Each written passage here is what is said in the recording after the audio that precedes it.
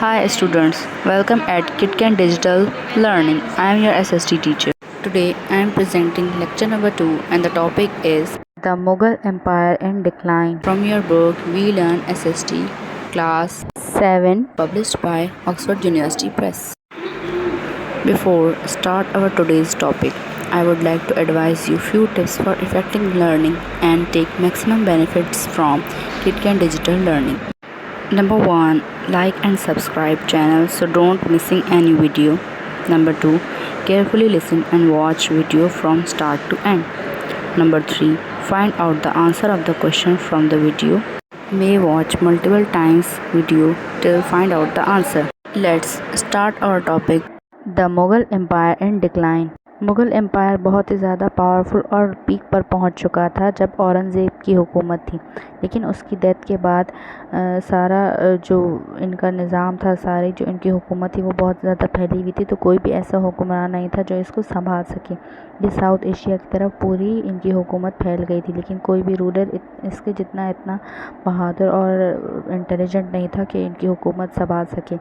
Bahadur Shah one इसलिए इसको कहा जाता है क्योंकि बहादुर शाह दूसरा भी बहादुर शाह था, इसलिए इसको बहादुर शाह वन का नाम दिया गया है।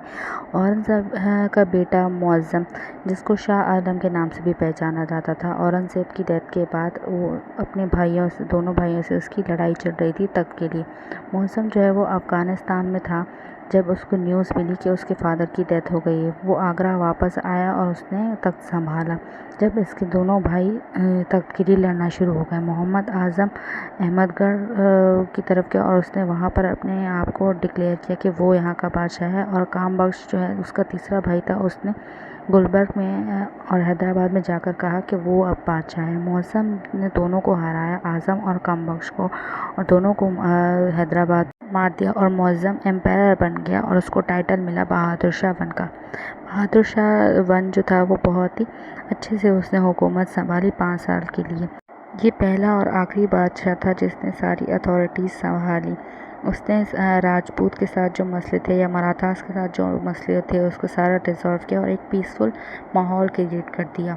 जहांगीर शाह, ये बहादुर शाह का बेटा था। बहादुर शाह की डेथ के बाद इसके चारों बेटे आपस में लड़ रहे थे तख्त के लिए, थ्रोन के लिए, जिसमें एंड में जहांगीर शाह सक्सेसफुल रहा और जहांगीर शाह को तख्त मिल गया। जहांगीर शाह बहुत ही केयरलेस था और फन लविंग था। उसको म्यूज़िक से बहुत ही ज़्यादा लगाव था और उसने म्यूज़िशियन घर में ही शादी की। उनका नाम लाल कंवर था। उसने लाल कंवर फैमिली को बहुत ही अच्छी पोस्ट दी अपने सल्तनत में। उसकी केयरलेसनेस की वजह से उसका कंट्रोल बिल्कुल ही हट चुका था अपनी एडमिनिस्ट्रेशन की तरफ से। उसके रिलेटिव्स जो थे वो बहुत ही फंड्स वगैरह का मिसमैनेज तरीके से यूज़ कर रहे थे। रॉयल जो ख़जाना था, कानूनी ख़जाना, वो भी बहुत ही बेदर्दी से तरीके से यूज़। उन्होंने एम्पायर हुकूमत बिल्कुल ही प्रॉपर तरीके से नहीं चलाई और जहांगीर शाह वीक से वीक होता गया और उसने सिर्फ 1 साल के लिए हुकूमत की।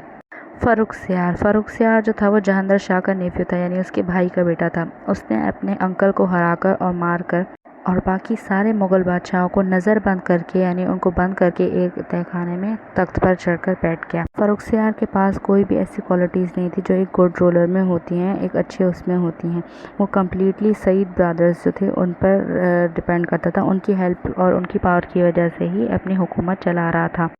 उसने ब्रिटिश ईस्ट कंपनी यानी ब्रिटिश को इजाज़त दी कि वो यहाँ आकर ट्रेडिंग कर सकें, इंडिया में आकर वो तिजारत कर सकते हैं, जो कि बाद में इनकी हुकूमत के लिए बहुत ही ज़्यादा हार्मफुल हुआ।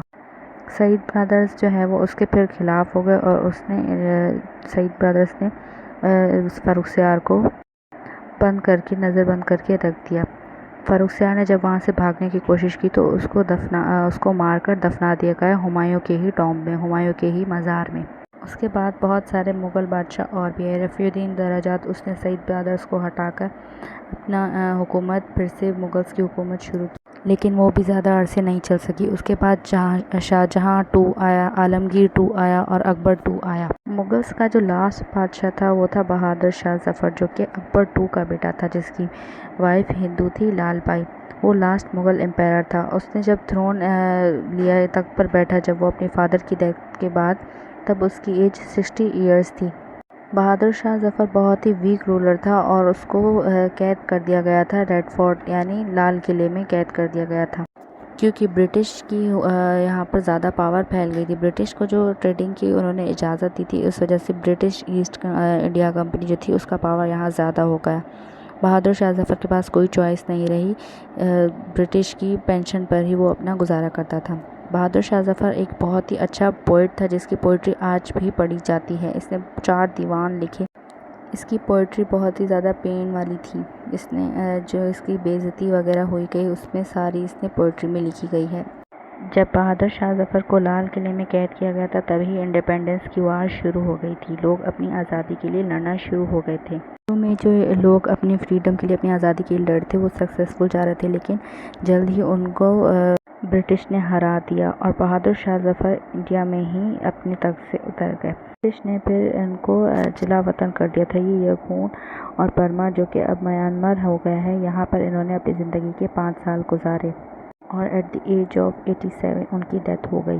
Hope you enjoyed and learned basic concept of today's topic we have presented on the platform of KitKat Digital Learning. Don't forget to find out the answer of the question and reply answer of the question on within 24 hours to maintain your summer vacation learning project.